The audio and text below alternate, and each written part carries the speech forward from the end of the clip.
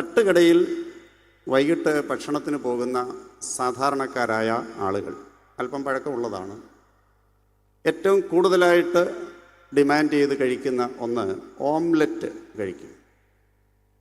അതിൽ തന്നെ ചിലപ്പോൾ പറയും ഡബിൾ എടുക്കാൻ പറയും.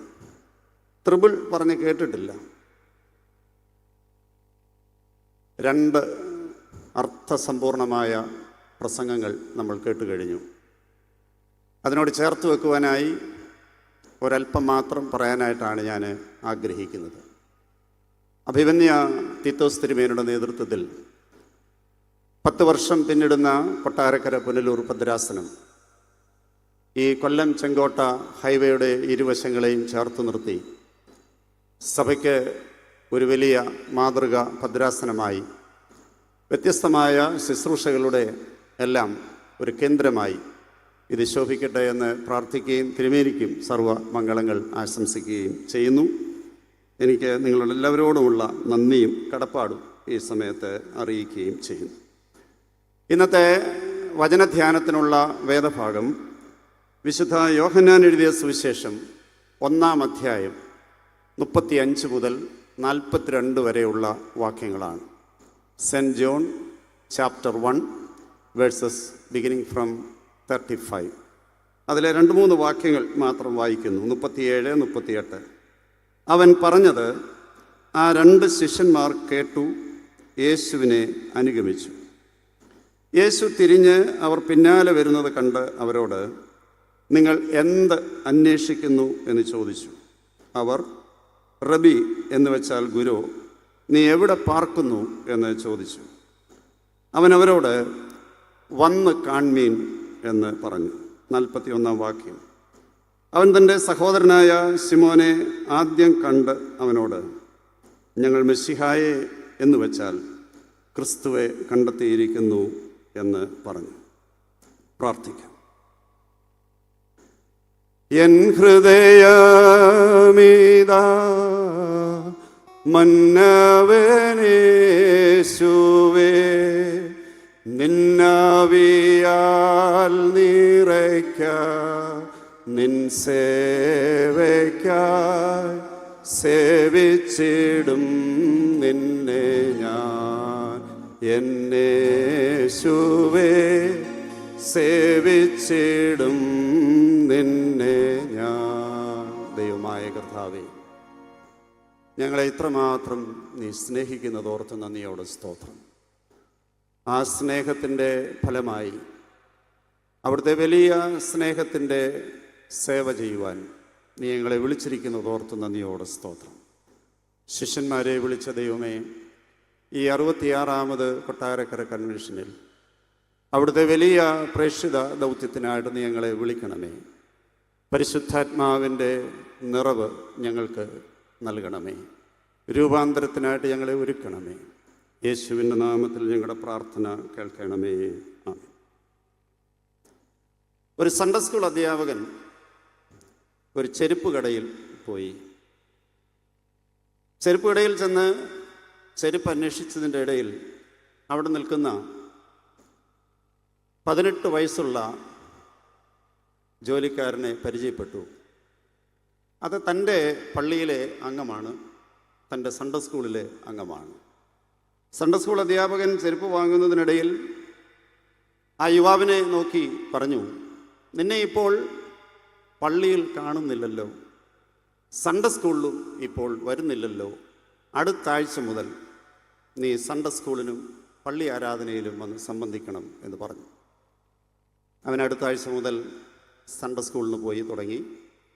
ചെന്നപ്പോൾ അവൻ്റെ കയ്യിൽ ബൈബിളില്ല. റഫറൻസ് പറഞ്ഞപ്പോൾ എടുത്തു വായിക്കുവാൻ അറിയത്തില്ലായിരുന്നു. സൺഡേ സ്കൂൾ ടീച്ചർ തൻ്റെ സ്വന്തം വേദപുസ്തകം അവന് നൽകി അവനെ കൊണ്ട് വചനഭാഗം വായിച്ചു. ആ സൺഡേ സ്കൂൾ അധ്യാപകൻ്റെ പേര് എഡ്വേർഡ് കിംബൽ എന്നാണ്.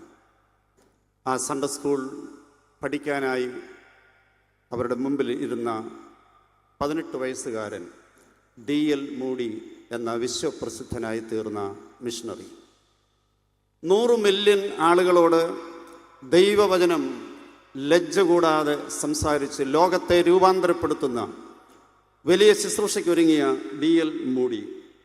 അദ്ദേഹം പിന്നീട് FB മേയറെ സ്വാധീനിച്ചു. FB മേയർ വിൽബർ ചാമ്പാൻ എന്ന ആളിനെ സ്വാധീനിച്ചു. അദ്ദേഹം മൊർദെഖായി ഹാം എന്നയാളിനെ സ്വാധീനിച്ചു.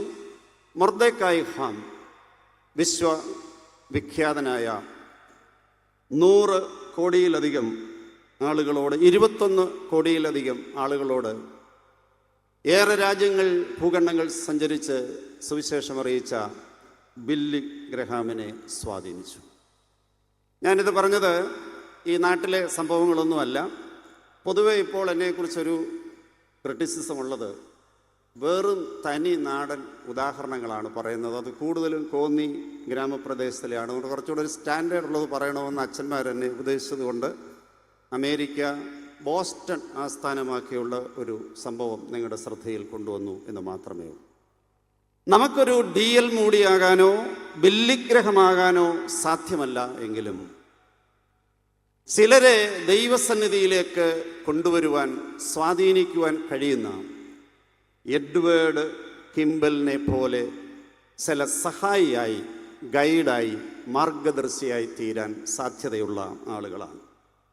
ഇന്നത്തെ നമ്മുടെ അധ്യക്ഷ പ്രസംഗത്തിൽ തിരുമേനി അടിവരയിട്ട് ഓർപ്പിച്ചത് ദൈവവചനത്തെ ഗൗരവമായി കാണുക, ദൈവവചനം നമ്മെ വായിക്കാനായി വിട്ടുകൊടുക്കുക, ആ ദൈവവചനത്തിൻ്റെ വെളിച്ചത്തിൽ സുവിശേഷത്തിന് സാക്ഷ്യം വഹിച്ച് ഈ ലോകത്തിൽ നന്മ ചെയ്യുന്ന വലിയ പ്രവർത്തകരായി, പ്രേക്ഷിതരായി തീരുവാനുള്ള വെല്ലുവിളി അഭിമന്യ തിരുമേനി ഉയർത്തി. ഇന്ന് വായിച്ച വേദഭാഗം വിശുദ്ധ യോഹന്നാൻ എഴുതിയ സുവിശേഷം 1-ാം അധ്യായം 35 മുതലുള്ള വാക്യങ്ങളാണെന്ന് പറഞ്ഞു. ആ ഭാഗങ്ങൾ നമ്മുടെ മനസ്സിലുണ്ട് എങ്കിലും എളുപ്പത്തിൽ പറയുകയാണ്. യോഹന്നാൻ സ്നാപകൻ മാനസാന്തരത്തിൻ്റെ സ്നാനം കഴിപ്പിച്ച് അനേകരെ തൻ്റെ ശിഷ്യരായിട്ട് ചേർത്ത് നിർത്തുന്നു. തൻ്റെ ശിഷ്യന്മാരിൽ ശ്രദ്ധേയനായ അന്ത്രയോസിനോടൊപ്പം ഒരാളും ചേർന്ന് നിൽക്കുമ്പോൾ ഇതാ ദൈവത്തിൻ്റെ കുഞ്ഞാട് എന്ന് യേശുവിനെ പരിചയപ്പെടുത്തി കൊടുക്കുന്നു. ഇത് കേട്ട് കഴിഞ്ഞപ്പോൾ ഇത് കേട്ട അന്ത്രയോസ് ചോദിക്കുന്ന ചോദ്യമാണ് പിന്നാലെ വന്ന് ചോദിക്കുന്നു. പിന്നാലെ വരുന്നത് കണ്ട് യേശുക്കാണ്, നിങ്ങൾ എന്ത് അന്വേഷിക്കുന്നു? അപ്പോൾ ചോദിക്കുന്നു, റബി, എവിടെയാണ് ഗുരു? ഇവിടെ പാർക്കുന്നു. യേശുവിൻ്റെ ഉത്തരം, വന്ന് കാൺമീൻ, കം ആൻഡ് സീ. ഒരുപാട് വിശദീകരണത്തിലേക്ക് പോകുന്നില്ല. അന്ത്രയോസ് എന്ന അത്ര ശ്രദ്ധേയനല്ലാത്ത ഒരു ശിഷ്യനെക്കുറിച്ച് ചില ആമുഖ ചിന്തകൾ നിങ്ങളുടെ ശ്രദ്ധയിൽ കൊണ്ടുവരുവാനായി ആഗ്രഹിക്കുകയാണ്. അന്ത്രയോസാണ് ആദ്യം വിളിക്കപ്പെട്ട ശിഷ്യനായി യോഹന്നാൻ സ്നാപകൻ രേഖപ്പെടുത്തിയിരിക്കുന്നത്. യോഹന്നാൻ സ്നാപകൻ ശിഷ്യന്മാരെ പരിചയപ്പെടുത്തുമ്പോൾ യോഹന്നാൻ്റെ ശിഷ്യനായി യോഹന്നാൻ പറഞ്ഞത് കേട്ട് യേശുവിൻ്റെ പിന്നാലെ പോയി യേശുവിനെ അനുഗമിച്ചയാളാണ് അന്ത്രയോസ്, പിന്നീട് സഹോദരൻ പത്രോസ്. എന്നാൽ സമവീക്ഷണ സുവിശേഷങ്ങളിലെല്ലാം യേശു തന്നെ മീൻപിടുത്തക്കാരായ അധ്വാനിക്കുന്ന ആളുകളെ കം ആൻഡ് ഫോളോ മീ, എൻ്റെ പിന്നാലെ വരിക എന്ന് നേരിട്ട് വിളിക്കുന്നതായി കാണുന്നു. അപ്പോൾ ആദ്യ ഗുരുവായ യോഹന്നാൻ സ്നാപകൻ്റെ വാക്കുകേട്ട്, സാക്ഷ്യം കേട്ട് അതിശ്രേഷ്ഠ ഗുരുവായ യേശുവിൻ്റെ ശിഷ്യനായി തീർന്ന അന്ത്രയോസ് എന്ന ശിഷ്യനെക്കുറിച്ചാണ് ചിന്തിക്കുന്നത്. ആദ്യമായി വിളിക്കപ്പെട്ടവനെന്നുള്ള രീതിയിൽ ഗ്രീക്കിൽ പറയുന്നത് പ്രോട്ടോക്ലീറ്റോസ് എന്നാണ്. കട്ടിയായിട്ടുള്ള 1-2 വാക്കിടയ്ക്ക് പറയാൻ വേണ്ടി പറഞ്ഞതാണ്. പ്രോട്ടോക്ലീറ്റോ, ആദ്യം വിളിക്കപ്പെട്ടത്. ആദ്യം വിളിക്കപ്പെട്ടവനെങ്കിലും ശിഷ്യന്മാരുടെ ലിസ്റ്റ് പറയുമ്പോൾ 1-ാമത്തെ പേരുകാരനായിട്ട് അന്ത്രയോസ് ഇല്ല. ഇനി എക്സിക്യൂട്ടീവ് കമ്മിറ്റിയായ പത്രോസ്, യാക്കോബ്, യോഹന്നാൻ ത്രിമൂർത്തികളുടെ കൂട്ടത്തിലും ഈ അന്ത്രയോസ് ഇല്ല. പിന്നീട് ഒലിവ് മലയിൽ മർക്കോസിൻ്റെ സുവിശേഷം 13-ാം അധ്യായം 3-ാം വാക്യത്തിൽ നമ്മൾ വായിക്കുന്നുണ്ട്. യേശു ക്രിസ്തു കാൽവറിയിലേക്ക് ക്രൂശിനെ ലക്ഷ്യമാക്കി യാത്ര ചെയ്യുമ്പോൾ അവർ പറയുന്ന പത്രോസ്, യാക്കോബ്, യോഹന്നാൻ, പിന്നെ പറയുന്ന പേരാണ് അന്ത്രയോസ്. പിന്നെ കുരിശിലേക്ക് നടന്നു പോകുമ്പോൾ ഒലിവ് മലയരികിൽ അന്ത്രയോസിനെ നമ്മൾ കാണും. നിശബ്ദനായി സുവിശേഷം അറിയിച്ച ആളാണ് ഈ അന്ത്രയോസ്. വാചാലനല്ല, വാഗ്മിയല്ല. എന്നാൽ അദ്ദേഹത്തിൻ്റെ ആ നിശബ്ദ സാന്നിധ്യം കൊണ്ട്, അദ്ദേഹത്തിൻ്റെ സ്വാധീനം കൊണ്ട് ചില വ്യക്തികൾ, ചില കൂട്ടങ്ങൾ ഈ യേശുവിൻ്റെ അടുക്കലേക്ക് വരികയും സുവിശേഷം വ്യാപിക്കുകയും ചെയ്യുന്നതായി നമ്മൾ കാണും. ഫ്രാൻസിസ് അസീസി സുവിശേഷ പ്രഘോഷണത്തെക്കുറിച്ച് പറഞ്ഞിരിക്കുന്ന ഒരു വാചകം: എപ്പോഴും സുവിശേഷം പ്രഘോഷിക്കുക, ആവശ്യമുണ്ടെങ്കിൽ മാത്രം വാക്കുകൾ ഉപയോഗിക്കുക. Proclaim Christ always, when necessary use words. നിശബ്ദ സാന്നിധ്യം കൊണ്ട്, നിശബ്ദ സ്വാധീനം കൊണ്ട് ദൈവസന്നിധിയിൽ ശിഷ്യന്മാരെ ചേർത്ത് നിർത്തിയ, വിശ്വാസത്തെ പരിപോഷിപ്പിച്ച, സഭ ഏൽപ്പിച്ച, ക്രിസ്തു ഏൽപ്പിച്ച ദൗത്യം, ആ പ്രേക്ഷിത വേലയിൽ ഏറ്റവും അഗ്രഗണ്യനായിട്ട് നിൽക്കുന്ന ആളായി അന്ത്രയോസിനെ നമ്മൾ കാണും. 2-3-4 പോയിന്റുകളുണ്ട്. അത് പോയിന്റ് എന്ന് പറയാനില്ല, പേരിന് മാത്രമേ ഉള്ളൂ. കൊച്ചു കൊച്ചു പോയിന്റുകളാണ്. ചിലപ്പോൾ ഞാൻ തന്നെ പോയിന്റ് മറന്നു പോകും. അതുകൊണ്ട് ഞാൻ ചില വാക്കുകൾ ആദ്യം പറയുകയാണ്, കുറിച്ച് വെക്കുക, പിന്നെ ഉറങ്ങിയാലും നമുക്കൊരു ധൈര്യം കിട്ടുമല്ലോ. 1, സ്വാധീനം. 2, സഹവാസം. 3, സവിധം അല്ലെങ്കിൽ സവിതേ. 4, സജീവം. 4 വാക്ക് ഓർത്തിരുന്നാൽ മതി. ഇപ്പോൾ മെമ്മറി നമുക്ക് വലിയ പ്രയാസമാണ്. ഈ മൊബൈൽ വന്നിട്ടുള്ളത് കൊണ്ട് സ്വയമായിട്ട് ഓർക്കേണ്ട ആവശ്യം ഇല്ല. ഫോണിനോട് സംസാരിച്ചാൽ ഇങ്ങോട്ട് പോയിന്റ് പറയും. 4 ചെറിയ വാക്കുകളിലൂടെ ചിന്തകൾ പങ്കുവയ്ക്കുവാനായി ആഗ്രഹിക്കുകയാണ്. സ്വാധീനം, 2 സഹവാസം, 3 സവിധം, 4 സജീവം. എങ്ങനെ ഈ അന്ത്രയോസ് സ്വാധീനിക്കപ്പെട്ടു? എങ്ങനെ അന്ത്രയോസ് യേശുവിൻ്റെ ഒരു പ്രഥമ ശിഷ്യനായി, ആദ്യം വിളിക്കപ്പെട്ടവനായി തീർന്നു? അത് നമ്മൾ വായിച്ച ഭാഗത്ത് തന്നെയുണ്ട്. യോഹന്നാൻ സ്നാപകൻ പറഞ്ഞു, ഈ പോകുന്നത് ദൈവത്തിൻ്റെ കുഞ്ഞാട് യേശു ക്രിസ്തുവാണ് എന്ന് പറഞ്ഞു. അപ്പോഴതിൻ്റെ തുടർ അന്വേഷണത്തിൻ്റെ ഭാഗമായിട്ടാണ് ഈ അന്ത്രയോസ് അന്വേഷിച്ചു പോയി യേശുവിനോടൊപ്പം താമസിക്കുന്നു, തിരികെ വരികയും പത്രോസിനെ കൂട്ടിക്കൊണ്ടുവരികയൊക്കെ ചെയ്യുന്ന കാര്യം ആ വാക്യങ്ങളിൽ നമ്മൾ വായിക്കുകയാണ്.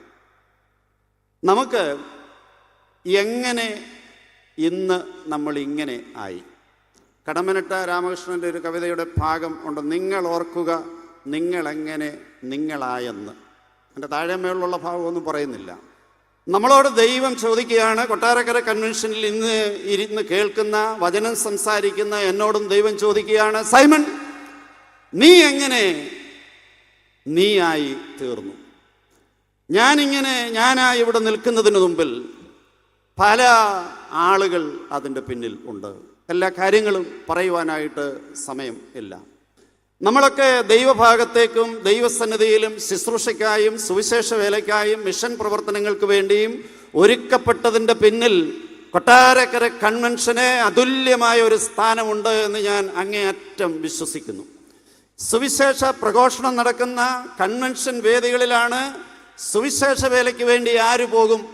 സമർപ്പിതരാകുമോ? അതിൻ്റെ സമാപന യോഗത്തിൽ എൻ്റെ ചെറുപ്പകാലത്ത് ജീവനുണ്ടെങ്കിൽ പോകത്തില്ല, കാരണം അന്നേരം എഴുന്നേറ്റ് സമർപ്പിക്കേണ്ടി വരും. അതിന് മുമ്പുള്ള യോഗങ്ങളിൽ പോകുന്നതാണ് ഏറ്റവും സന്തോഷം. ഇപ്പോൾ അതെല്ലാം മാറി. സമാപനത്തിലല്ല, ആദ്യ യോഗത്തിൽ വെച്ച് തന്നെ സമർപ്പണം ഉള്ളതുകൊണ്ട് സമാപനമൊന്നും ആദ്യമൊന്നും മദ്യമൊന്നും ഉള്ള വ്യത്യാസങ്ങളൊന്നും ഇല്ല. അലക്സാണ്ടർ തിരുമേനിയുടെ മാരാമൺ കൺവെൻഷനിലെ സമാപന വാക്കുകൾ ചോദിക്കുന്നത്, ആരാണ് സീഹോറായിക്കിനിയും പോകുന്നത്? ആര് ടിബറ്റിലേക്ക് പോകും? ആര് സത്തനായിലേക്ക് പോകും? നോർത്ത് ഇന്ത്യയിലേക്ക് സുവിശേഷ വേലയ്ക്ക് ആര് പോകുമെന്ന് ചോദിച്ചാണ് സ്തുതിപ്പിൻ പാട്ടിലേക്ക് എത്തിച്ചേരുന്നത്.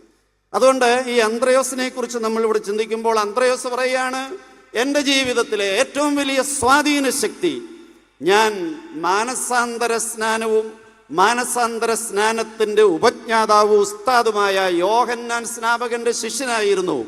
ആ വന്യ ഗുരു ശ്രേഷ്ഠൻ തന്നേക്കാൾ ശ്രേഷ്ഠനായ ഒരു ഗുരുവിനെ കണ്ടപ്പോൾ കാണിച്ചു തന്നു, ഇതാണ് എന്നെക്കാട്ടിൽ ശ്രേഷ്ഠനായ, ഇതാണ് തനി ക്രിസ്തു എന്ന് പറഞ്ഞ്. ഞാൻ ക്രിസ്തു അല്ല, നമ്മൾ കാത്തിരിക്കുന്ന മെസ്സിഹ ക്രിസ്തുവാണെന്ന് പറഞ്ഞ് അങ്ങോട്ട് ഗൈഡ് ചെയ്തു. സ്വാധീനം വളരെ വലുതാണ്. ഞാൻ പുത്തങ്കാവ് പള്ളിയിൽ ഇരുന്ന സമയത്ത് അവിടെ അന്ത്രയോസ് ബാവയുടെ ഒരു പെരുന്നാൾ ഉണ്ട്. കല്ലട ഏരിയയിലുള്ള ആളുകൾക്ക് അതൊക്കെ അറിയാം. അതിൻ്റെ ചരിത്രമൊന്നും പറയാനായിട്ട് പോകുന്നില്ല. ബാവ തിരുമേനിയൊന്നുമല്ല, അന്ത്രയോസ് ബാവ. നമുക്കൊന്നും അന്ത്രയോസ് ബാവ ആയിട്ടൊരു പുണ്യവാളനായിട്ട് തീരാൻ പറ്റിയില്ലെങ്കിലും ഈ ശിഷ്യനെ പറ്റി ചിന്തിക്കുമ്പോൾ മനസ്സിൽ വരുന്ന ഒരു അന്ത്രയോസ് ബേബിയായി തീരാൻ നമുക്ക് സാധിക്കുമോ? ഒരു ചെറിയ ശിഷ്യനായി തീരുവാൻ എന്നെ സ്വാധീനിച്ച വചനമേതാണ്?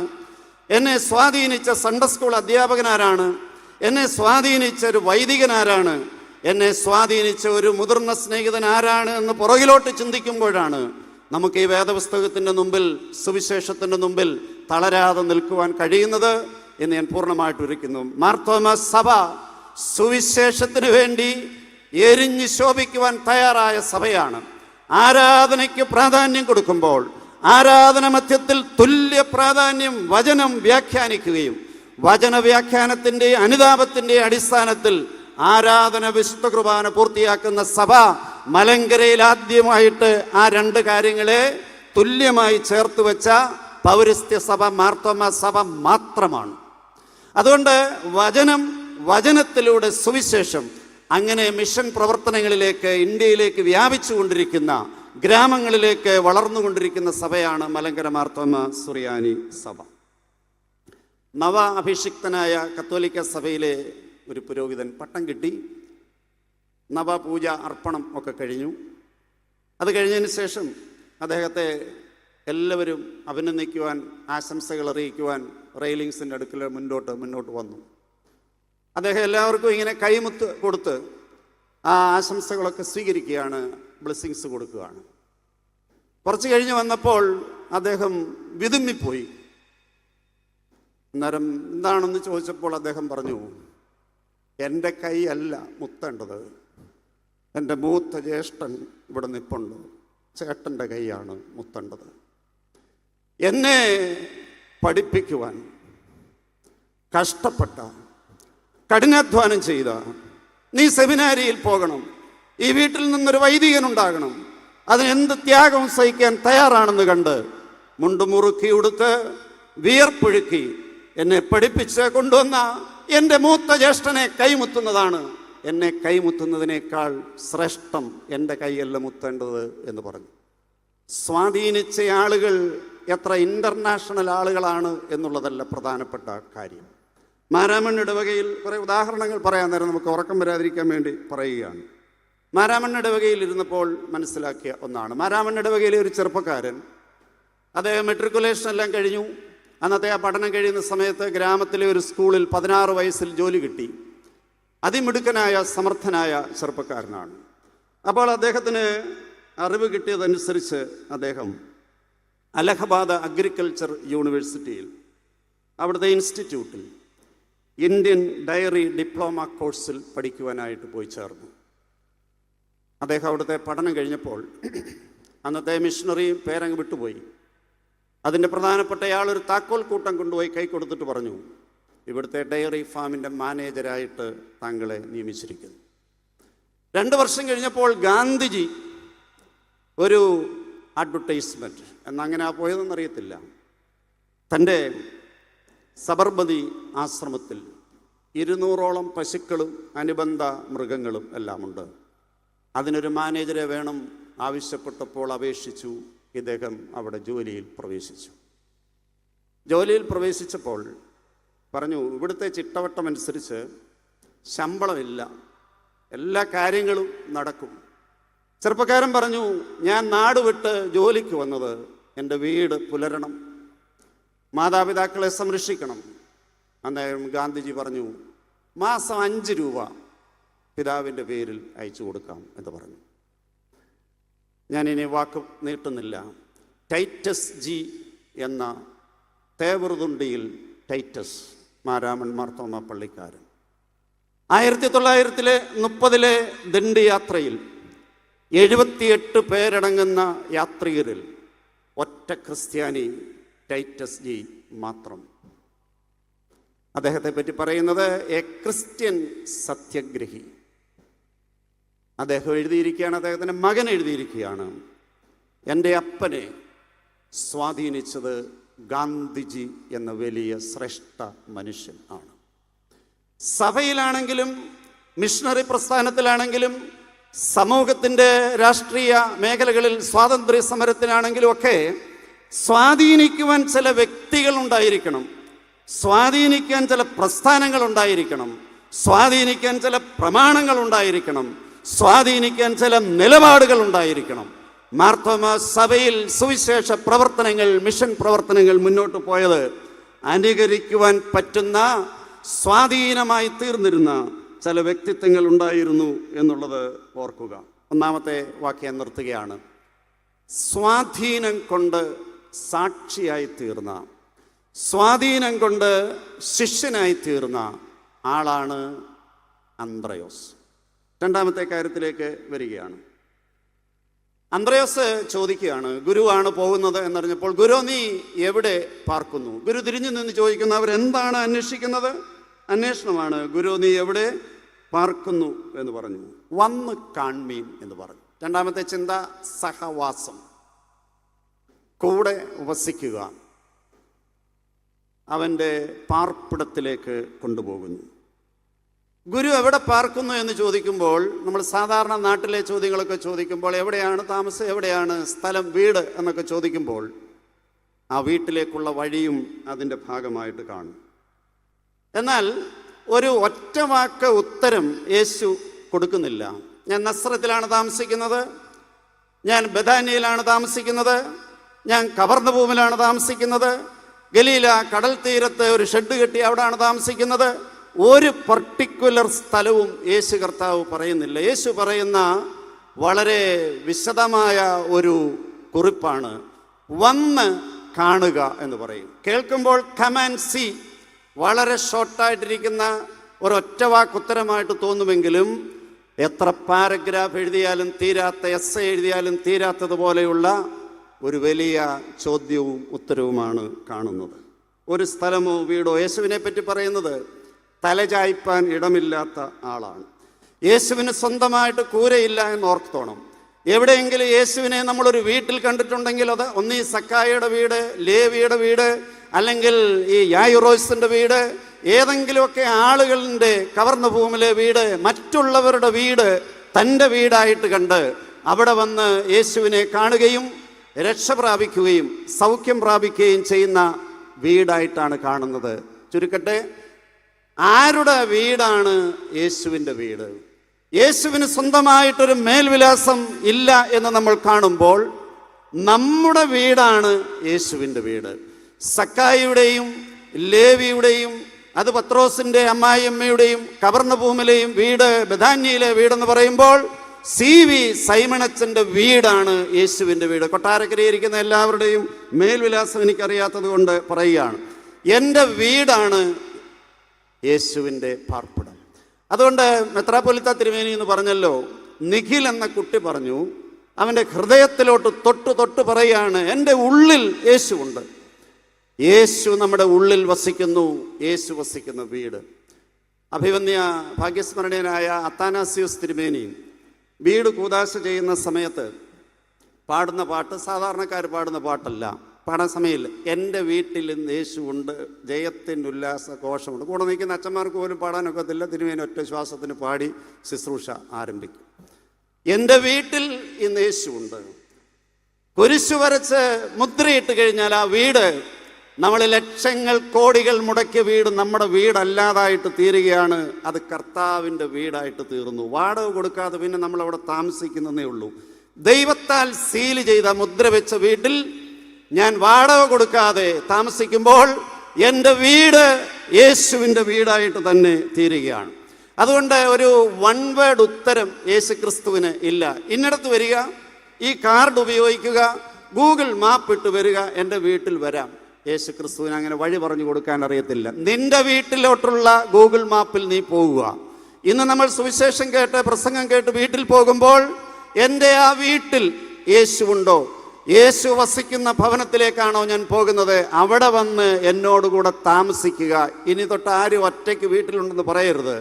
യേശുവുണ്ട്, യേശുവിൻ്റെ വീട്ടിലേക്ക് പാർക്കാനായിട്ട് പോവുക എന്ന് പറയണം. ഇന്ന് എല്ലാ ആളുകൾക്കും ഈ ഒറ്റ വാക്കുത്തരമാണ് ഭയങ്കര ഇഷ്ടം. അപ്പോൾ ബൈബിളിൽ തന്നെ ചില ആളുകളൊക്കെ ബൈബിൾ ക്വിസ് അല്ലെങ്കിൽ പോലും ചിലപ്പോഴൊക്കെ അച്ഛന്മാരോടൊക്കെ വന്ന് ചോദിക്കും. കൊട്ടാരക്കര പറയുന്നത് സൂക്ഷിച്ചു വേണം. മർക്കോസ് 16:16 ഒരുമാതിരിപ്പെട്ട അച്ഛൻ അതോടുകൂടി മയക്കം വരും. 666 അതും പോയി. ഇവിടെ ഇപ്പോൾ 66, ഇനി ഒരാറൂടെ വന്നാൽ 666 ആവും. പത്രോസിൻ്റെ അമ്മായിയമ്മയുടെ പനി, അത് പനി പോരാ, ഏത് പനിയാണ് വീണ്ടും ചോദിക്കും. അത് ചിക്കൻ ഗുനിയ, കൊറോണ, പല ഉത്തരങ്ങൾ. ഒറ്റ വാക്കിൽ ഉത്തരം പറയണം. പാരഗ്രാഫ് ഉത്തരം ആളുകൾക്ക് ഇഷ്ടമല്ല ബൈബിളിൽ. യേശുക്രിസ്തു എന്ന് വരും. അത് 2024, അത് ഈ ജനുവരി മാസം ഈ കൺവെൻഷനോടെ കഴിഞ്ഞിട്ട് ഇതിനൊരു തടസ്സം വരാതിരിക്കാൻ നമ്മളൊരു ഡേറ്റ് പ്രഖ്യാപിക്കും. അത് ഇന്ന സ്ഥലത്ത് ആയിരിക്കും. യേശു വൺ വേർഡ് ഉത്തരം, ഒബ്ജക്റ്റീവ് ടൈപ്പ് ഉത്തരം നൽകുന്ന ആളല്ല. ഞാൻ എൻ്റെ അനുഭവങ്ങളൂടെ പറയട്ടെ, എങ്കിൽ മാത്രമേ അങ്ങോട്ട് മുന്നോട്ട് പോകാൻ ഒക്കത്തുള്ളൂ. എന്നെ കണക്ക് പഠിപ്പിച്ച സാറ് സക്കറിയ സാറ്, ഇനി കോന്നി എന്ന് പറയുന്നില്ല, ഊട്ടി എന്ന് വല്ലതും പറയുന്നതായിരിക്കും ഒരു സ്റ്റാൻഡേർഡായിട്ട് തോന്നുന്നത്. അപ്പം അദ്ദേഹത്തിൻ്റെ ഒരു കൗതുകം, ഹോംവർക്ക് ഇടും. കണക്ക് സാറുമാർ ഭയങ്കര ബുദ്ധിയുള്ള ആളുകളാണ്. അവർ ജോലി ചെയ്യത്തില്ല, നമ്മളെ കൊണ്ട് പരമാവധി ജോലി ചെയ്യിപ്പിക്കും. ഗൃഹപാഠം, അത് കണക്കാണ് ഏറ്റവും മുന്നിൽ നിൽക്കുന്നത്. കണക്കിട്ട് തരും, പിറ്റേ ദിവസം വരുമ്പോൾ ഉത്തരം എഴുതണം. പക്ഷെ മിക്കവാറും എല്ലാവരും ഉത്തരം എഴുതും. കാരണം ബുദ്ധിയുള്ള 2-3 കുട്ടികൾ ആ ക്ലാസ്സിൽ കാണും. അവനെ പോയി സോപ്പിട്ട് അവനെ കൊണ്ട് ഉത്തരം എഴുതും.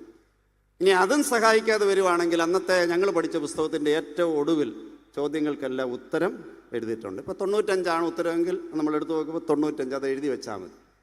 ഇപ്പം സാറ് വരുമ്പോൾ ഭാഗ്യത്തിന് നമ്മളോട് എൻ്റെ പേര് തന്നെ പറയാം, സൈമൺ, ഉത്തരം വായിക്കും. ഞാൻ കോളറൊക്കെ പിടിച്ചിട്ട് എഴുന്നേറ്റ് നിന്ന് 95 മിടുക്കൻ ഇരിക്കവിടെ. 95 കിട്ടിയവരൊക്കെ എഴുന്നേക്ക്. ഒരു 5-8-10 പേര് എൻ്റെ വട്ടത്തിലുള്ളവർ എഴുന്നേക്കും. കാര്യം അതിൻ്റെ ഇടയ്ക്ക് ഇരുന്നാണ് നമ്മൾ ഈ ഉത്തരം കണ്ടെത്തിയത്. അതുകൊണ്ട് അവിടെ എല്ലാം എഴുന്നേറ്റിട്ടുണ്ട്. അത് ഉത്തരം കിട്ടാത്തവനെയൊക്കെ അന്നത്തെ സാറിൻ്റെ ഭാഷയെ പറയാവുന്ന കമ്പ്യൂട്ടറൈസ്ഡ് ലാംഗ്വേജ് എല്ലാം പറയും. നിൻ്റെ പണി ഇനി ഇതാണ്, ഇനി മാത്സ് പഠിക്കണ്ട എന്നൊക്കെ പറഞ്ഞ് അവരെ ഗുണദോഷിക്കും. ഇതും കൊണ്ട് തീരുന്നില്ല. ഇതെല്ലാം കഴിയുമ്പോൾ എന്നെ വിളിക്കും, സൈമൺ ആ ബോർഡിലോട്ട് അതൊന്ന് വഴി എഴുതി ചെയ്ത് കാണിക്കുക. അതോടുകൂടെ നമ്മൾ അവിടെ നിന്ന് ഉരുകും. നമ്മുടെ ഉത്തരം ശരിയാണ്. നമ്മൾ അവിടെ ചെന്ന് സുന്ദരിക്ക് പുട്ടു തൊടുന്ന പോലെ അങ്ങോട്ടും ഇങ്ങോട്ടും വരച്ചുകൊണ്ടിരിക്കുകയാണ്. കാരണം ഉത്തരം ശരിയാണ്, വഴി എഴുതി ക്രിയ ചെയ്യും. ഇപ്പം എങ്ങനെയാണെന്ന് ഇംഗ്ലീഷ് മീഡിയത്തിൽ പറയുന്നത് എനിക്കറിയത്തില്ല. വഴി എഴുതി ക്രിയ ചെയ്ത് ഉത്തരം കിട്ടണം.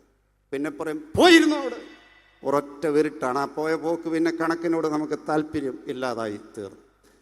നമുക്ക് പ്രിയമുള്ളവരെ, വഴിക്കണക്കാണ് ആവശ്യം. വിശ്വാസ ജീവിതത്തിൽ നീ എവിടെ പാർക്കുന്നു എന്ന് ചോദിച്ചാൽ, യേശു ഇവിടുന്ന് നടന്നു പോകുന്ന വഴികൾ മുഴുവൻ അവൻ സുവിശേഷത്താൽ ഹരിതാഭമാക്കുകയാണ്. എൻ്റെ വഴിയിലൂടെ യേശുവിനെ കണ്ട് തിരിച്ചറിയാനായിട്ട് സാധിക്കണം. വഴിയിലെപ്പോഴും യേശു, പാട്ടൊക്കെ കേട്ടിട്ടുണ്ടല്ലോ, യേശുവിൻ്റെ വഴിയിലൂടെ യാത്ര ചെയ്യുമ്പോൾ അതാണ് വന്ന് കാണുക എന്ന് പറയുന്നത്. വഴിക്രിയകൾ ഉണ്ടാകണം. ഒരു ചിന്തകൻ പറഞ്ഞിരിക്കുന്നത് അതിനെ വന്ന് കാണുക എന്നുള്ള ഉപയോഗിച്ചിരിക്കുന്ന ഗ്രീക്ക് വാക്ക് മെനോ എന്നുള്ള വാക്കാണ്. അതിനകത്ത് 2 കാര്യമുണ്ടെന്ന് അദ്ദേഹം പറയുന്നു. ഒന്ന്, I want to part with you, എൻ്റെ ഭാഗമായി തീരാൻ ആഗ്രഹിക്കുന്നു. 2, I want to appoint you. നമ്മൾ ചിലപ്പോഴൊക്കെ ചില ജോലിക്കൊക്കെ അപേക്ഷിച്ച് കഴിയുമ്പോൾ ആളുകൾ പറയുമല്ലോ, അപേക്ഷിച്ചിട്ടുണ്ടല്ലേ, എന്നെ വന്നൊന്ന് കാണണം. അപ്പോൾ നമുക്ക് ഭയങ്കര സന്തോഷമാണ്. അവർക്ക് ഒരു അപ്പോയിൻമെൻറ്റ് ഓർഡർ തരാൻ വേണ്ടിയായിരിക്കും വന്ന് കാണുക എന്ന് പറയുന്നത്. ശരിക്കും യേശു കർത്താവ് വിളിക്കുമ്പോൾ വന്ന് കാണുക എന്ന് പറഞ്ഞാൽ വന്ന് കണ്ട് അപ്പോയിൻമെൻറ്റ് ഓർഡറുമായിട്ട് നീ പോവുക എന്നാണ് എൻ്റെ അർത്ഥം. ഇന്ന് ഈ സുവിശേഷ യോഗത്തിൽ വന്ന് സംബന്ധിക്കുന്ന പ്രിയപ്പെട്ടവരുടെ ഈ ഒരാഴ്ച നീണ്ടു നിൽക്കുന്ന സുവിശേഷ മഹാമഹത്തിൽ നമ്മൾ പങ്കെടുക്കുമ്പോൾ യേശുവിനെ കണ്ട് നിന്റെ അപ്പോയിൻമെൻറ്റ് ഓർഡർ നീ വാങ്ങിച്ചിരിക്കണം. Where to go, what shall I do for you. എവിടെയാണ് പോകേണ്ടത്, നിനക്ക് വേണ്ടി എന്താണ് ചെയ്യേണ്ടത്, എവിടെയാണ് എൻ്റെ സാക്ഷ്യ ജീവിതം അടയാളപ്പെടുത്തേണ്ടത് എന്നുള്ളത് കൃത്യമാക്കി പോകുവാൻ നമുക്ക് സാധിക്കണം. നമ്മിൽ ക്രിസ്തുവിൻ്റെ പാർപ്പിടം സൃഷ്ടിക്കുവാൻ നമുക്ക് ഇടയായി തീരട്ടെ. 3-ാമത്തെ ചിന്ത, ഓടി ഓടി പോവുകയാണ്. 3-ാമത്തെ വാക്ക് മനസ്സിലുണ്ട് എന്ന് ഞാൻ വിചാരിക്കുന്നു. ഇപ്പോൾ പറഞ്ഞത് സ്വാധീനവും സഹവാസവും. യേശുവിനോട് സഹവസിച്ച് യാത്ര ചെയ്ത് വഴി മനസ്സിലാക്കുക, വീട്. 3-ാമത്തേത് സവിധം എന്ന് പറഞ്ഞാൽ അടുത്തു വരിക. വന്നു കാണുക എന്ന് പറഞ്ഞാൽ അടുത്തു വരിക എന്നാണ്. അകലെ നിന്ന് കുഞ്ഞാട് പോകുന്നു, യേശു ക്രിസ്തു പോകുന്നു, ദേ പോയി ഞാൻ കണ്ടേ എന്ന് പറയുന്നതല്ല. അങ്ങനെ പരിചയപ്പെടുന്ന യേശുവിനെ, ഗുരുവിനെ ഏറ്റവും അടുത്തു വന്ന് അറിയുവാൻ ശ്രമിക്കുക എന്ന് പറയും. അപ്പോൾ സവിധത്തിലേക്ക് അടുത്ത്, കം ക്ലോസ് ടു ഗോഡ്. നമുക്കിന്ന് ഈ അടുത്ത് വരേണ്ട വലിയ ആവശ്യമില്ല. പണ്ടൊക്കെ നമുക്ക് ഈ കൺവെൻഷൻ വന്നാൽ ഇവിടെ മാത്രം വന്ന് നേരിട്ട് സുവിശേഷം കേൾക്കാനേ ഒക്കത്തുള്ളൂ. ഇവിടെ ഇരിക്കുന്ന ആയിരക്കണക്കിന് ആളുകളെക്കാൾ കൂടുതൽ നമുക്ക് പ്രേക്ഷകരെ ഇതിന് ഓൺലൈനിലൂടെ ഉണ്ട്. അടുത്ത് വരണമെന്നില്ല. അവർക്കൊരു ചായ ഒക്കെ കുടിച്ചുകൊണ്ട് ഈ സുവിശേഷമൊക്കെ കേൾക്കാം. അടുത്ത് വരണമെന്നേ ഇല്ല. അകലെ നിന്നും നമുക്ക് സുവിശേഷം കേൾക്കാനായിട്ട് സാധിക്കും. ഒരിക്കലൊരു അപ്പനും മകനും കൂടെ നടന്നു പോവുകയാണ്. അപ്പനും മകനും കൂടെ നടന്നു പോകുമ്പോൾ ആ മോൻ അപ്പനോട് ചോദിച്ചു, സാധാരണ ചോദിക്കാത്ത ഒരു ചോദ്യം, what is the size of God? ദൈവത്തിൻ്റെ വലിപ്പം, സൈസ് എങ്ങനെയാണ്? ഇങ്ങനെയുള്ള ചോദ്യമൊന്നും നമ്മുടെ പിള്ളേർ അപ്പന്മാരെ കുഴയ്ക്കാൻ ചോദിക്കത്തില്ലെന്ന് എനിക്കറിയാം. അപ്പോൾ അപ്പൻ ആകാശത്ത് പറക്കുന്ന ഒരു വിമാനം ചൂണ്ടിക്കാണിച്ചുകൊണ്ട് പറഞ്ഞു, ദാ അത്രയുമുണ്ട് ദൈവത്തിൻ്റെ വലിപ്പം എന്ന് പറഞ്ഞു. അപ്പോൾ ആ മോൻ ചോദിച്ചു, ഡാഡി, ഇത്ര ചെറുതാണോ നമ്മുടെ ദൈവം എന്ന് ചോദിച്ചു. അപ്പൻ അതിനൊന്നും മറുപടി കൊടുക്കാനായിട്ട് പോയില്ല. അതിനുശേഷം ഈ മകനെയും കൂട്ടി ഒരിക്കൽ എയർപോർട്ടിൽ പോയി. എയർപോർട്ടിൽ ചെന്നപ്പോൾ അന്നകലെ കണ്ട വിമാനം അവിടെ എയർപോർട്ടിൽ കിടക്കുന്നു, അല്ലെങ്കിൽ വേറൊരു വിമാനം. അപ്പോൾ നിർത്തിയിട്ടിരിക്കുന്ന വിമാനം ചൂണ്ടിക്കാണിച്ചു, പറഞ്ഞു, ഇത്ര വലുതാണോ ഡാഡി ദൈവം എന്ന് ചോദിച്ചു. അപ്പോൾ അപ്പൻ പറയുകയാണ്, മോനെ, നീയും ദൈവവും തമ്മിലുള്ള ദൂരമാണ് ദൈവത്തിൻ്റെ വലിപ്പം നിശ്ചയിക്കുന്നത്. നീയും ദൈവവും തമ്മിലുള്ള ദൂരമാണ് നിന്റെ ദൈവത്തിൻ്റെ വലിപ്പം നിശ്ചയിക്കുന്നത്. വന്ന് കാൺമീൻ എന്ന് പറഞ്ഞാൽ പറഞ്ഞു കേട്ട് പരിചയപ്പെടുത്തി ലൈക്കടിച്ച് ഇഷ്ടപ്പെടുക എന്നുള്ളതിനേക്കാൾ അപ്പുറമായി come close to God. Convention യോഗങ്ങൾ അകലെ നിൽക്കുന്നവർക്ക് സുവിശേഷത്തോട്, യേശുക്രിസ്തുവിനോട്, ദൈവത്തോട് അടുത്തു വരുന്നതിന്, സഹവസിക്കുന്നതിന്, യേശുവിനെ തിരിച്ചറിഞ്ഞ് യേശുവിൻ്റെ വലിപ്പം മനസ്സിലാക്കുന്നതിന് വേണ്ടി ആണ്. മാട്രിമോണിയൽ കോളത്തിലൂടെ പെൺകുട്ടികളെ കാണാം, വിശ്വസുന്ദരിമാർ തോറ്റുപോകും. ആൺകുട്ടികളെയും കാണാം. പക്ഷെങ്കിൽ ഒരുമാതിരിപ്പെട്ട സുബോധമുള്ളവർ ഓൺലൈൻ കല്യാണം നടത്താറില്ല. അച്ഛന്മാരുടെയൊക്കെ പണി പോകുന്ന കാര്യമാണ്. ഓൺലൈനിലൂടെ തന്നെ ഇത് സെറ്റ് ചെയ്തിരിക്കുന്നില്ല.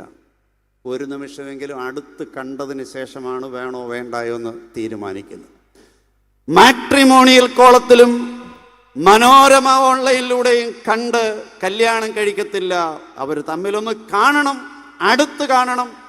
പെണ്ണും ചെറുക്കനും തമ്മിൽ കല്യാണം കഴിക്കുന്നതിന് മുമ്പ് ഇത്ര അടുത്ത് കാണണമെന്നും ശുശ്രൂഷയ്ക്ക് അവരെ കൈചേർത്ത് പിടിപ്പിക്കണമെന്നും കമ്പ്യൂട്ടറിലൂടെയല്ല സെറ്റ് ചെയ്യുന്നത്. അവരെ ചേർത്ത് നിർത്തുന്നത് അടുപ്പമാണ് ബന്ധങ്ങളെ ശക്തീകരിക്കുന്നത്. ഭാര്യാഭർത്തൃ ബന്ധങ്ങളിൽ ഈ അടുപ്പത്തെ അടിവരയിടുന്നുവെങ്കിൽ ദൈവവും ഞാനും തമ്മിലുള്ള ബന്ധത്തെ അടിവരയിടുവാൻ നമ്മൾ എത്രമാത്രം അടുത്ത് നിൽക്കണം. അകലങ്ങളിട്ട് അനുഗമിക്കുന്നവരല്ല, അടുപ്പങ്ങൾ സൂക്ഷിച്ച് യേശുവിൻ്റെ സവിധെ അവൻ്റെ അടുത്ത് വന്ന് നിൽക്കുവാൻ നമുക്ക് കഴിയുമ്പോഴാണ് യേശുവിനെ തിരിച്ചറിയാൻ കഴിയുന്നത്. എൻ്റെ ഒരു അമളിയും അബദ്ധം കൂടെ പറയട്ടെ, എങ്കിൽ മാത്രമേ നിങ്ങൾക്ക് എൻ്റെ ഒരു സ്റ്റാൻഡേർഡ് മനസ്സിലാകത്തുള്ളൂ. 4-5 മിനിറ്റ് കൂടെ ഉണ്ട്.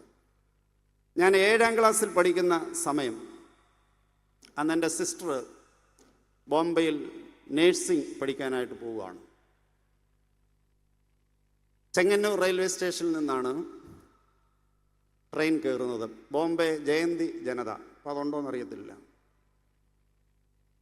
രാവിലെ കോന്നിയിൽ നിന്ന് സുഭാഷ് എന്ന വണ്ടിക്ക് പുനലൂർ ചെങ്ങന്നൂർ സൂപ്പർ ഫാസ്റ്റ് ഒന്നുമല്ല, അൺലിമിറ്റഡ്, എവിടെ വേണേലും നിർത്തും. ആ വണ്ടിയിലാണ് കയറിപ്പോകുന്നത്. ചെങ്ങന്നൂർ റെയിൽവേ സ്റ്റേഷനിൽ ചെന്നു. ആദ്യമായിട്ട് റെയിൽവേ സ്റ്റേഷനിൽ കയറി നിൽക്കുകയാണ്. എൻ്റെ സ്റ്റാൻഡേർഡ് നിങ്ങൾ അളന്ന് എൻ്റെ വില കുറച്ച് കളയരുത്. അപ്പോൾ അവിടെ നിന്നപ്പോൾ എൻ്റെ പെങ്ങളുണ്ട്, കൂടെ വിടാനായിട്ട് 2-3 പേര് വന്നിട്ടുണ്ട്. വീട്ടിൽ നിന്ന് ഒരു ഏറ്റ് കരച്ചിലൊക്കെ കഴിഞ്ഞിട്ടാവുന്നത്. അപ്പം മൂക്കൊക്കെ ചീറ്റി പിഴിഞ്ഞൊക്കെയാണ് നമ്മളവിടെ നിൽക്കുന്നത്. എന്നാൽ അവിടെ നിന്ന് കഴിഞ്ഞപ്പോൾ എൻ്റെ പെങ്ങൾ പറഞ്ഞു, ട്രെയിൻ വേണ്ട വരുന്നു, കണ്ടോണം എന്ന് പറഞ്ഞു. ഞാൻ നോക്കിയപ്പോൾ ട്രെയിന് വലിപ്പമില്ല, ചെറിയൊരു ട്രെയിൻ വരുന്നു. അതിങ്ങനെ വന്ന് ദൂരേന്ന് വരുന്നപ്പോഴേ പറഞ്ഞ പോണേ നോക്കിക്കോ ട്രെയിൻ 1 കിലോമീറ്റർ നീളമുണ്ടെന്നൊക്കെ പറഞ്ഞ് എന്നെ പേടിപ്പിച്ച് ഞാൻ നോക്കിയപ്പോൾ ഈ ദൈവത്തെ എയറോപ്ലെയിൻ കണ്ടതുപോലെ ചെറിയ ഒരു ട്രെയിൻ വരുന്നു. ഞാൻ വിചാരിച്ചു എനിക്ക് വേണ്ടി ഉണ്ടാക്കിയതായിരിക്കും. അതിങ്ങനെ അടുത്തോട്ട് വന്നു. അതിൽ 6 പേരിരിപ്പുണ്ട്. നമ്മുടെ ഈ ലോക്കൽ കമ്പാർട്ട്മെൻറ്റിൽ പലകയടിച്ചിരിക്കുന്ന സീറ്റ് പോലെ അങ്ങോട്ടും ഇങ്ങോട്ടും തിരിഞ്ഞ് അതിൻ്റെ ഇടയ്ക്കൊരു ചെറിയ മോട്ടറുണ്ട്. മണ്ടയ്ക്കൊരു ടാർപ്പ പോലെ വലിച്ചു കിട്ടിയിരിക്കുന്ന ഒരു ബുള്ളക്കാർട്ട് പോലെ ഇരിക്കും. കുറച്ചു നേരം കഴിഞ്ഞ് അപ്പുറത്തോട്ട് പോയപ്പോൾ 4-5 പേര് ചേർന്ന് അത് പിടിച്ച് കരക്കെടുത്ത് വെക്കുന്നതും കണ്ടു. എന്നോട് പറഞ്ഞു ഇതാണ് ട്രെയിന്. അതിൻ്റെ പേര് railway motor trolley inspection cart. യൂട്യൂബിൽ അടിച്ച് നോക്കിയാൽ കാണാം. നിങ്ങൾ പറയുമ്പോൾ വിവരക്കേട് പറയുമായിരിക്കുമെന്ന്. ആദ്യമായിട്ട് ട്രെയിൻ കാണാൻ പോയ എന്നെ എൻ്റെ പെങ്ങൾ കാണിക്കുകയാണ്, മോനെ ഇതാണ് ട്രെയിൻ. പിന്നെ ഒരു അരമണിക്കൂറൂടെ കഴിഞ്ഞപ്പം വാലെ വന്നു. യഥാർത്ഥത്തിലുള്ള ചില ആളുകളെയൊക്കെ നമുക്ക് ഈ ചെറുത് കാണിച്ചൊക്കെ പേടിപ്പിക്കാൻ സാധിക്കും. ഇതാണ് അത് എന്നൊക്കെ പറയാൻ സാധിക്കും. യേശുവിനെ പരിചയപ്പെടുമ്പോൾ ആൾ ദൈവങ്ങളുടെ വല്ലാത്ത സ്വാധീനം ഈ ലോകത്ത് വളർന്നുകൊണ്ടിരിക്കുമ്പോൾ യഥാർത്ഥ ക്രിസ്തുവിനെ കാണണമെങ്കിൽ യേശുവിൻ്റെ അടുക്കലേക്ക് നീ അടുത്തു വരണം. അവിടെ ഒരു ഏജന്റ് ആവശ്യമില്ല. യോഹന്നാൻ സ്നാപകൻ പോലും അന്ത്രയോസിനെ കൂട്ടിക്കൊണ്ട് കാറെ കയറ്റിക്കൊണ്ടുവല്ല, മോനെ ഞാൻ കൊണ്ടുപോകാം, നീ യേശുവിൻ്റെ പിന്നാലെ അനുഗമിച്ച് അവനോടുകൂടെ രാപാർത്തു സഹവസിച്ചു. അവൻ്റെ സവിധത്തിൽ ആണ് അവൻ്റെ സന്നിധിയിൽ ഇരുന്ന് കഴിഞ്ഞ് അവൻ യേശുവിനെ കണ്ട് മടങ്ങി വരുന്നതായി കാണും. പ്രിയമുള്ളവരെ, നമ്മൾ ചെറുതാകുമ്പോഴാണ് ദൈവം വലിയവനായി തീരുന്നത്. ഒരു പാട്ടുണ്ട്, വീട്ടിൽ പോയി പാടാൻ വേണ്ടിയുള്ള ഗ്രഹപാഠം പറയുകയാണ്. യേശു ആരിലും ഉന്നതനാം ആത്മസഖാം അവനെ. നമ്മൾ ലോകത്തിൽ കണ്ടിട്ടുള്ള ഏതൊരാളിനേക്കാളും എൻ്റെ യേശു വലിപ്പമുള്ളവനാണ്, അവൻ ഉന്നതനാണ്, അവൻ വലിയവനാണ്. അവനെ ചെറുതാക്കാൻ നമ്മുടെ വലിപ്പം കൊണ്ട് നമ്മൾ ഒരിക്കലും ശ്രമിക്കരുത്. 4ാമത്തെ ചിന്തയിലേക്ക് വരികയാണ്. 4ാമത്തെ ചിന്ത ഞാൻ പറഞ്ഞത് മറന്നു പോകരുത്. സജീവ പ്രേക്ഷിതനായി ഈ അന്ത്രയോസ് മാറുകയാണ്. പോയി പാർത്തു, യേശുവിനെ അടുത്തറിഞ്ഞു, രുചിച്ചറിഞ്ഞു, മടങ്ങി വന്നത് വീട്ടിലോട്ടാണ്. വീട്ടിൽ വന്ന് സഹോദരനോട് പറഞ്ഞു, ഞാൻ മെസ്സിഹായെ എന്ന് വെച്ചാൽ ക്രിസ്തുവെ കണ്ടെത്തിയിരിക്കുന്നു. വാക്യമുണ്ട്, താഴെ നമുക്ക് വായിക്കാം. അത് പത്രോസിനോട് എന്ന് പറയുകയാണ്, ഞാൻ യേശുവിനെ കണ്ടു. പത്രോസിനെ കൂട്ടി യേശുവിൻ്റെ അടുക്കൽ ചെന്നു. യേശു അന്നേരം തന്നെ കൈവച്ച് പ്രാർത്ഥിച്ചിട്ട് പറഞ്ഞു, ശിമോനെ, നീ യോഹന്നാൻ്റെ പുത്രനായ ശിമോനാകുന്നു, നിനക്ക് കേഫ എന്ന പേരാകും, നീ ഇനി അറിയുന്നത് പത്രോസ് എന്ന പേരിൽ ആണ്. യേശുവിൻ്റെ വഴിയെ പോയി യേശുവിനെ മനസ്സിലാക്കിയ അന്ത്രയോസ്, ഞാൻ കർത്താവിനെ കണ്ടു, സ്തോത്രം, hallelujah, praise the Lord, glory, blood of Jesus, അവിടെ കുറ്റിയടിച്ചിരിക്കുകയല്ല ചെയ്തത്. താൻ കണ്ടറിഞ്ഞ യേശുവിനെ അവൻ ആദ്യത്തെ മിഷണറി ആയിട്ട് പോകുന്നത് അവൻ്റെ വീട്ടിലോട്ടാണ് പോകുന്നത്. എ ഗ്രേറ്റ് ഇൻട്രൊഡ്യൂസർ, ഏറ്റവും വലിയ പരിചയപ്പെടുത്തലുകാരനായി, അല്ലെങ്കിൽ ഏറ്റവും വലിയ ആങ്കറായി അവൻ ദൈവത്തിൻ്റെ സന്നിധി നിൽക്കുകയാണ്. എവിടെയാണ് പോയത്? അവൻ പോയ സ്ഥലം അവൻ്റെ വീട്ടിലേക്ക് തന്നെയാണ്. യേശുവിൻ്റെ വീട്ടിൽ ചെന്ന് യേശുവിനെ മനസ്സിലാക്കി സ്വന്തം വീട്ടിലേക്ക് വരികയാണ്. അതാണ് സജീവ സാക്ഷി എന്ന് പറയുന്നത്. സജീവ പ്രേക്ഷിതനായിട്ട് തീർന്നു. ഒരു പക്ഷെങ്കിൽ കണ്ടറിഞ്ഞതിന് ശേഷം ഇനി എപ്പോഴെങ്കിലും പറയാവുന്നല്ല, പിറ്റേ ദിവസം തന്നെ തൻ്റെ സഹോദരൻ്റെ അടുക്കൽ പോയി സുവിശേഷം പറയുന്നതായി കാണുന്നു. 1-ാം അധ്യായം 41-ാമത്തെ വാക്യം വായിക്കുന്നില്ല. വീട്ടിലെ സുവിശേഷം, അതിൻ്റെ അമരക്കാരനാണ് അന്ത്രയോസ്. വീട്ടിൽ സുവിശേഷം പറഞ്ഞു. നമുക്ക് ഏറ്റവും പ്രയാസം വീട്ടിൽ സുവിശേഷം പറയാം. നാട്ടിലോ കൊട്ടാരക്കര ജംഗ്ഷനിലോ നമുക്ക് പറയുന്നതിന് യാതൊരു വിഷമവുമില്ല, കൺവെൻഷൻ ഗ്രൗണ്ടിൽ പറയുന്നതിന് അത്രയും പോലും പ്രയാസമില്ല. അതുകൊണ്ട് അദ്ദേഹത്തെ ഒരു സ്വഭവന മിഷണറി, ആദ്യത്തെ വീട്ടിൽ സുവിശേഷം അറിയിച്ച ആദ്യത്തെ മിഷണറി, വീട്ടു മിഷണറി ആയിട്ട് നമ്മൾ കാണുകയാണ്. കുടുംബങ്ങളിലെ ദൈവവിളി പ്രോത്സാഹിപ്പിക്കണം പ്രിയമുള്ളവരെ. വീട്ടിൽ സംഭാഷണം എന്താണ് തിരുമേനിമാരോട് സൂചിപ്പിച്ചല്ലോ. വീട്ടിലെ ക്വാളിറ്റി ടൈമിൽ 25 മിനിറ്റിൽ 15 മിനിറ്റെങ്കിലും അതും ഇതും പറഞ്ഞോ, 10 മിനിറ്റെങ്കിലും സുവിശേഷം പറയണം, സുവിശേഷം വായിക്കണം. ഇതല്ല ഇന്ന് ദൈവത്തിൻ്റെ പരിശുദ്ധാത്മാവ് നമ്മളോട് ഒരുപോലെ സംസാരിക്കുന്ന ദൈവത്തിൻ്റെ വലിയ ചിന്തകളാണ് പറയുന്നത്. നമ്മുടെ വീട്ടിലെ ക്വാളിറ്റി സമയം എന്തിനെപ്പറ്റി പറയുന്നു? ചില ഭാര്യാപത്ര ബന്ധങ്ങളിലും മക്കളൊക്കെ ഇപ്പോൾ പറയും, സ്വന്തം ആങ്ങളെ ഇന്ന് കൊട്ടാരക്കരയ്ക്ക് പോയപ്പോൾ കണ്ടു, ഞാൻ തന്നെ കണ്ടെന്നിരിക്കുകയാണ്. പക്ഷേ ഞാൻ എൻ്റെ ഭാര്യയോട് പറയുന്നത്, അടുത്ത കൊട്ടാരക്കര കൺവെൻഷൻ വരുമ്പോൾ പറയുകയാണ്, ഞാൻ കഴിഞ്ഞ വർഷം കൊട്ടാരക്കര കൺവെൻഷൻ പ്രസംഗിക്കാൻ പോയപ്പോൾ നിൻ്റെ ആങ്ങളെ അവിടെ വെച്ച് കണ്ടായിരുന്നു, നിന്നെ പ്രത്യേകം അന്വേഷിച്ചതായിരുന്നു എന്ന് പറഞ്ഞാൽ പിന്നീട് എനിക്കൊരു നിശ്ചിത അകലെ വിട്ട് മാത്രമേ എൻ്റെ ഭാര്യയുടെ അടുത്ത് നിൽക്കാനായിട്ട്, അത് ഒരു കൊല്ലം കഴിഞ്ഞല്ല പറയേണ്ടത്, 24 മണിക്കൂറിനുള്ളിൽ തന്നെ നമ്മുടെ സംഭാഷണത്തിൽ ഞാൻ കണ്ടതും കേട്ടതും പറയണം. പല വീടുകളിലും ഇന്ന് സംഭാഷണങ്ങളിൽ അന്നന്നത്തെ കാര്യങ്ങൾ പറയുവാൻ, സുവിശേഷം പറയുവാൻ കഴിയാൻ പറ്റുന്നില്ല. എന്നാൽ സുവിശേഷ പ്രസംഗകരെ പറ്റി, അച്ഛന്മാരെ പറ്റിയും തിരുമേനിമാരെ പറ്റിയും സോഷ്യൽ മീഡിയയിലൂടെ കണ്ടുകേട്ട സകല കാര്യങ്ങളും വിളമ്പിക്കൊടുക്കുവാൻ, കയറ്റി അയക്കുവാൻ ഒരു ലജ്ജയുമില്ലാത്ത ആളുകൾ ഇന്ന് കേട്ട സുവിശേഷത്തിൻ്റെ വെളിച്ചത്തിൽ ഞാൻ ക്രിസ്തുവിനെ കണ്ടെത്തി എന്ന് പറയുവാൻ, ഇവിടെ ഇരിക്കുന്ന ചെറുപ്പക്കാർ അന്ത്രയോസ്മാർ ഇന്ന് വീട്ടിൽ ചെന്ന് വരാതിരിക്കുന്ന സഹോദരൻ നാട്ടിലുണ്ടെങ്കിൽ, അല്ലെങ്കിൽ അവൻ അന്റാർട്ടിക്കയിലാണെങ്കിൽ വിളിച്ചു പറയണം, എടാ നിന്നോട് സുവിശേഷം പറയുവാൻ ആ സൈമണച്ചൻ പറഞ്ഞിട്ട് പോയി എന്ന് പറയാൻ ഇന്ന് തന്നെ പറയണം. That is quality time. വീട്ടിലെ സുവിശേഷം, വീട്ടിലെ ഊണിന് എന്തൊരു രുചിയാണ്! അൽഫാമിനെക്കാട്ടിൽ രുചിയാണ് വീട്ടിലെ ഊണിന്. അതിൻ്റെ മുമ്പിൽ, തട്ടുകടയ്ക്ക് മുമ്പിൽ ആളുകൾ കാത്തു നിൽക്കുകയാണ് നാടൻ രുചികൾക്ക് വേണ്ടി. മുന്നോട്ട് പോകട്ടെ. വീട്ടിൽ ദൈവവിളി ഉണ്ടാകണം, വീട്ടിൽ സുവിശേഷം അറിയിക്കണം. 2, പത്രോസിനോട് മാത്രമല്ല ഈ അന്ത്രയോസ് സുവിശേഷം അറിയിച്ചത്. യോഹന്നാന്റെ സുവിശേഷം 6-ാം അധ്യായത്തിൽ നമ്മൾ വായിക്കുന്നുണ്ട്, 5 അപ്പം കൊണ്ട് 5000 പേരെ പോഷിപ്പിക്കുന്ന സുപരിചിതമായ സംഭവം വിശദീകരിക്കുന്നില്ല. അന്ത്രയോസാണ് അവിടുത്തെ ഒരു വലിയ പ്രതിസന്ധിയുടെ ഘട്ടത്തിൽ യേശുവിൻ്റെ അടുക്കൽ ചെന്ന് പറയുന്നത്, ഇവിടെ ഒരു ബാലകനുണ്ട്, അവൻ്റെ കയ്യിൽ 5 അപ്പവും 2 മീനും ഉണ്ട് എന്ന് പറഞ്ഞ് ബാലകനെ യേശുവിൻ്റെ അടുക്കലേക്ക് നയിച്ച വ്യക്തി അന്ത്രയോസ് ആണ്. എന്താണ് അന്ത്രയോസിൻ്റെ 2ാമത്തെ മിഷണറി പ്രവർത്തനം? അവൻ സ്വദേശ നാട്ടു മിഷണറിയാണ്. സ്വദേശത്ത് നടന്ന ഒരു വലിയ പ്രതിസന്ധിയിൽ ആൾക്കൂട്ടം ഉണ്ടായപ്പോൾ, തിരുമേനി ഇന്നിവിടെ പറഞ്ഞല്ലോ, മനുഷ്യൻ്റെ വിശപ്പ്, മനുഷ്യൻ്റെ ദാരിദ്ര്യം, ഇത് സുവിശേഷത്തിൻ്റെ വളരെ പരമപ്രധാനമായ ഒരു വിഷയമാണെങ്കിൽ, ആ നാട്ടിൽ നിന്നുകൊണ്ട് പറയുകയാണ്, ഇവിടെ ഒരു കുഞ്ഞുണ്ട്, വിശപ്പകറ്റുവാനുള്ള ഒരു പോംവഴിയായിട്ട് പറയുകയാണ്, അവൻ്റെ കയ്യിലെ പൊതി എന്ന് പറഞ്ഞാൽ ministry among the children, ministry among the youth. Introduce ചെയ്ത ആദ്യകാലത്തെ സൺഡേ സ്കൂളിൻ്റെയൊക്കെ മാനേജർ അല്ലെങ്കിൽ സെക്രട്ടറി, ജനറൽ സെക്രട്ടറി, യുവജന സഖ്യത്തിൻ്റെ ആദ്യത്തെ ജനറൽ സെക്രട്ടറി ആരാണെന്ന് ബൈബിളിലൂടെ ചോദിച്ചാൽ നമ്മുടെ അച്ഛന്മാരുടെ പേര് പറയരുത്, പറഞ്ഞേക്കണം, അന്ത്രയോസാണ്. അന്ത്രയോസാണ് യുവാവായ ഈ ബാലകനെ, ഒരു സൺഡേ സ്കൂൾ വിദ്യാർത്ഥിയായ ഒരു കുട്ടിയെ യേശുവിൻ്റെ അടുക്കിലേക്ക് കൊണ്ടുവന്നത്. അതിൻ്റെ അടിസ്ഥാനത്തിലാണ് യേശുവിൻ്റെ അടുക്കിലേക്ക് കുഞ്ഞുങ്ങളെ കൊണ്ടുവരിക എന്നുള്ള ആപ്തവാക്യമൊക്കെ നമ്മുടെ മനസ്സിലുള്ളതെന്ന് മറന്നു പോകരുത്. ഒരു ബാലകനെ, he brought a young guy, a boy to Jesus master. സമർപ്പിതരെ കണ്ടെത്താനുള്ള വഴി എന്താണ്?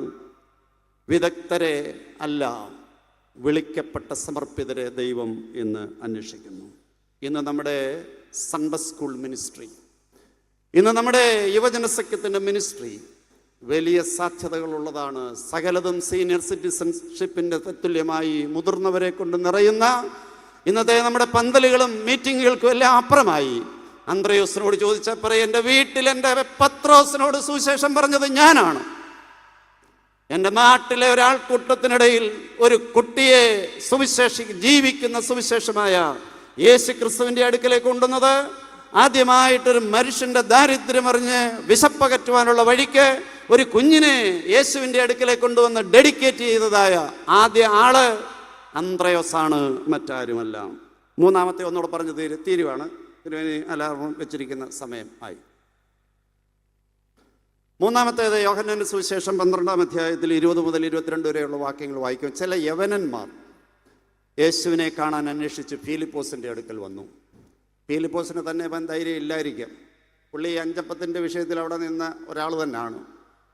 പറഞ്ഞു, അന്ത്രയോസൂടെ ചേർന്ന് യേശുവിൻ്റെ അടുക്കൽ ചെന്നു. ഒരു കൂട്ടം യവനന്മാരെ, ഗ്രീക്കുകാരെ, അന്യ നാട്ടിൽ നിന്ന് വന്ന വേറെ സംസ്കാരമുള്ള വേറെ ഭാഷ സംസാരിക്കുന്ന ആളുകളെ യേശുവിൻ്റെ അടുക്കലേക്ക് ഒരു കൂട്ടത്തെ കൊണ്ടുവന്ന് ഇൻട്രൊഡ്യൂസ് ചെയ്യുന്നത്, മുൻകൈയെടുത്തത് അന്ത്രയോസാണ്. പ്രിയമുള്ളവരെ, other faith, other language, other culture, ദൂരെ നിന്നുള്ളവർ, ഇവരുടെ മധ്യത്തിലേക്ക് ആദ്യകാല വിദേശ മിഷനുമായി പോയ ആള് അന്ത്രയോസ് അല്ലാതെ വേറൊരാള് അല്ല.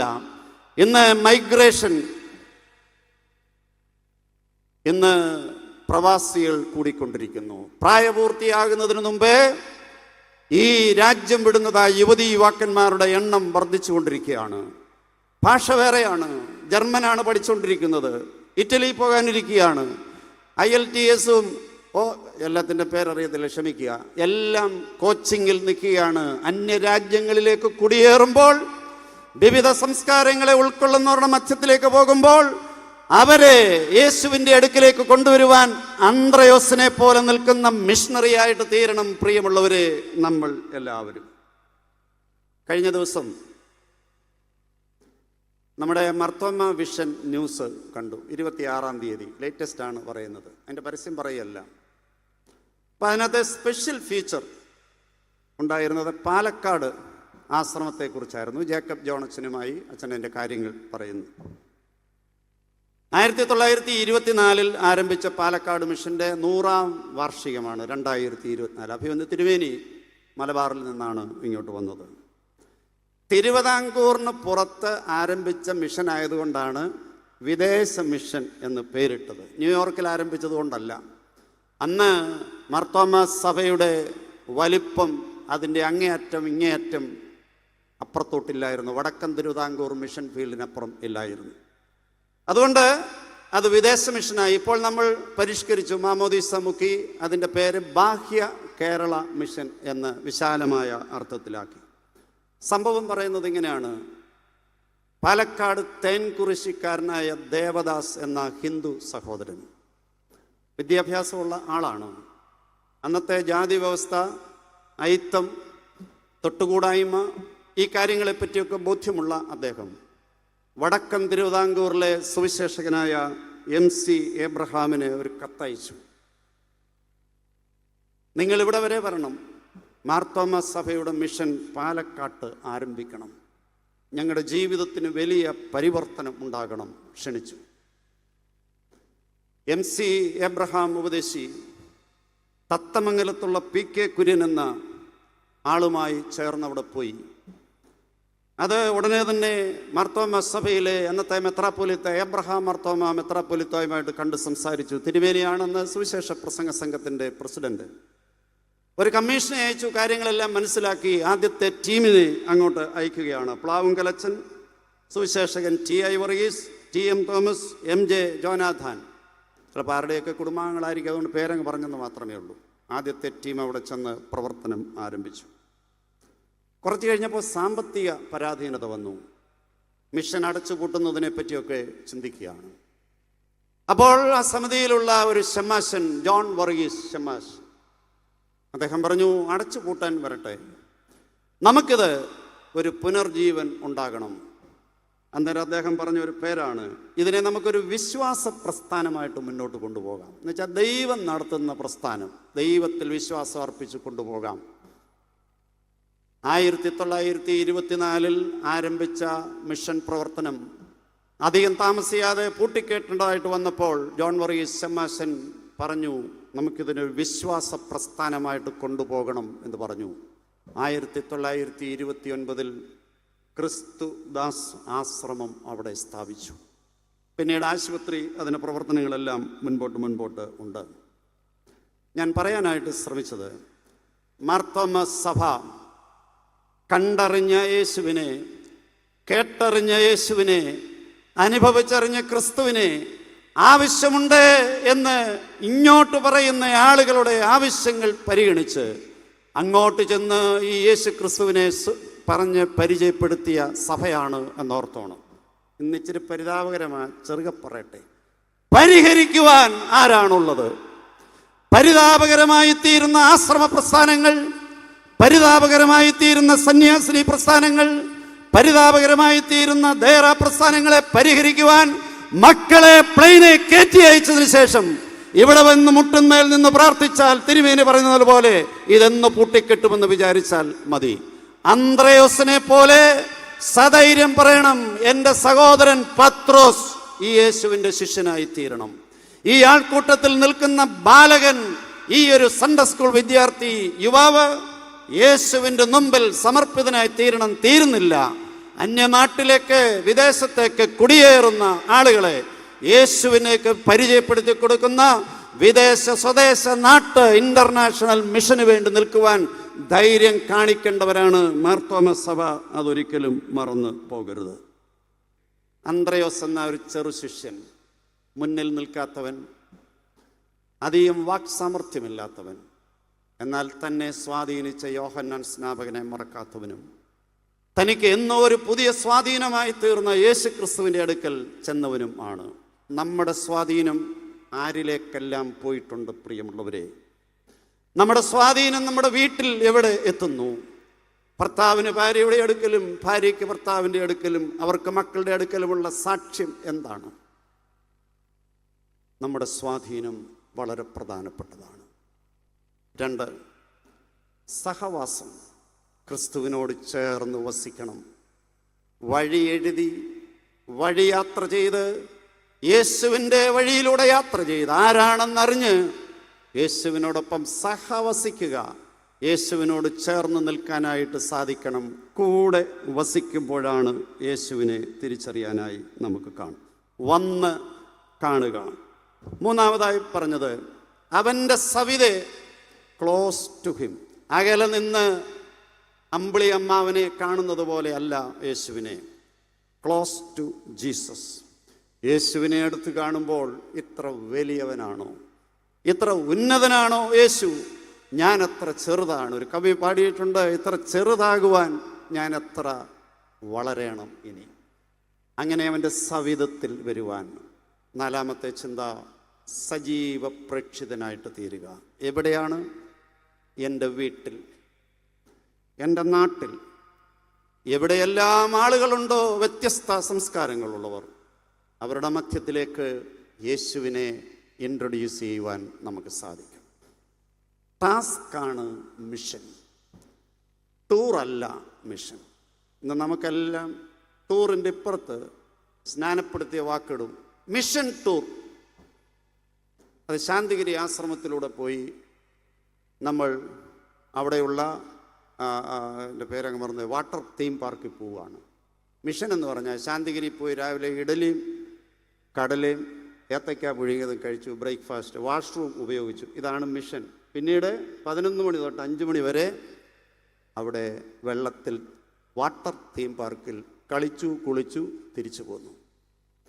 V have to take the task, the mission task. യേശുവിനോട് കൂടെ വെറുതെ ടൂറിന് പോവുകയല്ല.